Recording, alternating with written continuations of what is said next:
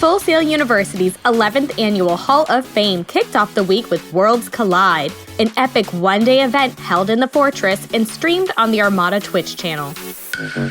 Gamers from all backgrounds came together for a day of casual and competitive gaming, swag giveaways, and some sweet raffle prizes. The main stage featured teams of campus students challenging current Armada players in Call of Duty, League of Legends, and Overwatch.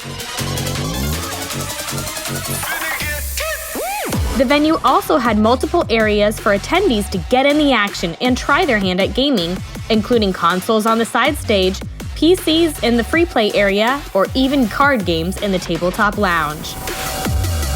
With spectators and fans filling the venue to capacity, Worlds Collide was the ultimate launch into the week-long Hall of Fame 11 celebrations.